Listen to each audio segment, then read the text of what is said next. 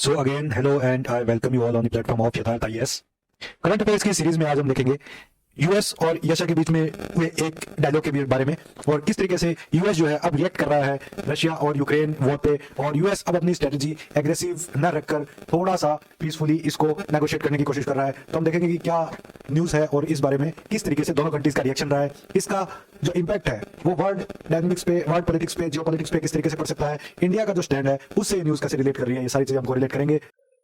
तो चलिए आज की हम सबसे पहले तो इसकी हेडिंग से शुरुआत करते हैं कि Putin is open to talks on Ukraine. US president Joe Biden ने ये कहा है कि वो प्रिपेयर्ड है मिस्टर पुतिन से बात करने के लिए अगर Kremlin chief was looking for a way to end the war.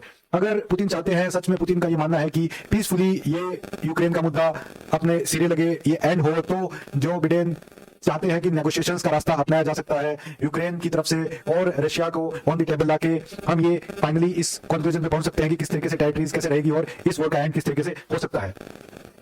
President Vladimir Putin is open to talks on a possible settlement in Ukraine, but the refusal of the United States to recognize annexed territories as Russian is hindering a search for any potential compromise, the Kremlin said on December 2nd. So Russia का I would say कि तुरंत instantaneous reaction इस news पे आया है और Russia ने ये क्लियर किया है कि जो एनेक्स की हुई टेरिटरीज है, जो मिलिट्री द्वारा कैप्चर टेरिटरीज है, उसको रशिया कभी भी वापस यूक्रेन को नहीं लौटाएगा। अगर इस कंडीशन पे यूएस चाहता है कि नेगोशिएशंस हो और जो टॉक्स है वो आगे बढ़े, तो रशिया तैयार है। लेकिन अगर यूएस की ये मंशा है कि एनेक्स जो टेरिटरीज है उसको डी एस्केलेट करे और वापस प्री वॉर कंडीशंस में सब आर्मीज अपनी पहुंच जाए, तो वो पॉसिबल होना रशिया की तरफ से नहीं हो पाएगा। और यही रशिया का स्टैंड जो है नेगोशिएशंस की तरफ बढ़ने के लिए दोनों कंट्रीज को आई वुड से कि एक बैरियर बना हुआ है। The president of Russian Federation has always been is and remain open to negotiations. तो रशिया ने कहीं पे भी नेगोशिएशन से पीछे हटने की बात नहीं की है। रशिया बड़ा ही डिप्लोमेटिकली अपनी दोनों बातें एक साथ यहां पे रख रहा है कि न तो वो एनेक्स की हुई टेरिटरी से पीछे हटेंगे और न ही वो नेगोशिएशन से पीछे हट रहे हैं। नेगोशिएशंस बकायदा की जाएगी, लेकिन on the terms of Russia, not on the term of western players. To ensure our interest, Kremlin spokesperson Dmitry Peskov told reporters when asked about the Biden's remark. तो जैसे ही जो बाइडेन का remark आया है, तुरंत प्रभाव से Russia का instant reaction यहां पे आया है कि नेगोशिएशंस के लिए वो तैयार है, but on their conditions. The most preferable way to achieve our interest is through peaceful diplomatic means.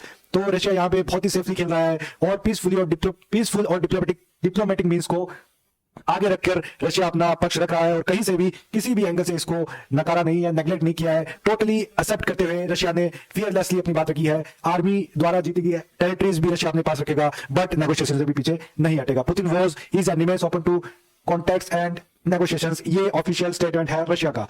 Mr. Putin has said he has no regrets about the launching that he calls Russia's special military operations। ये जो सारा तामझाम अभी तक आप देख रहे हैं, इसको जहां तक अभी तक ये सारा वॉर की सिचुएशन पहुंच चुकी है, मिस्टर पुतिन को इससे कोई रिग्रेट नहीं है। और मिस्टर पुतिन ने कई इंटरव्यूज में अपने को कहा है कि this is the need of the time, और जो रशिया को करना चाहिए था रशिया ने वही स्टेप्स लिए हैं और रशिया अपने स्टेप्स पे अभी भी फर्म है, अभी भी वहां टिका हुआ है, उसे इस चीज का कोई रिग्रेट नहीं है against Ukraine and cause the war as watershed movement when Russia finally stood up to an arrogant western hegemony after decades of humiliation in the year since 1991 fall of the Soviet Union. साफ साफ Russia का stand देखने को मिल रहा है कि 1991 के बाद जैसे यूएस हेजेमनी का टाइम पीरियड आया है, तो वेस्टर्न पावर्स ने central Asian countries, south east Asian countries को एक ह्यूमिलिएशन की डायरेक्शन से हर जगह पार्टिसिपेशन करवाया है। हमेशा हर इंटरनेशनल प्लेटफॉर्म पे यूएस हेजेमनी के द्वारा डेवलप और अदर डेवलपिंग कंट्रीज को ह्यूमिलिएशन फेस करना पड़ा है और इसी ह्यूमिलिएशन को रिटेलिएट करते हुए रशिया ने अपने काफी इंडिपेंडेंट और फर्म स्टैंड्स लिए हैं। पिछले 3-4-5 साल से हम देख सकते हैं कि रशिया फियरलेसली अपने जो इंटरनेशनल स्टेप्स है वो ले रहा है, irrespective of the sanctions applied by western countries, whether they are oil export sanctions and other economic sanctions. Ukraine and the West say Mr. Putin has no justification for what they cast as an imperial-style war of occupation. Ukraine says it will fight until the last Russian soldier is ejected from his territory. तो Ukraine का भी यहाँ पे reaction काफी instant है, काफी clear है कि जो वॉर मिस्टर पुतिन द्वारा शुरू की गई थी उसका प्रॉपर जस्टिफिकेशन मिस्टर पुतिन के पास आज भी नहीं है। और यूक्रेन तब तक पीछे नहीं हटेगा, तब तक यूक्रेन हार नहीं मानेगा जब तक यूक्रेन की टेरिटरी में एक भी रशियन सोल्जर खड़ा है, एक भी रशियन सोल्जर ने अगर इन्वेड किया है यूक्रेन की टेरिटरी पे, तो Ukraine will not tolerate it at all.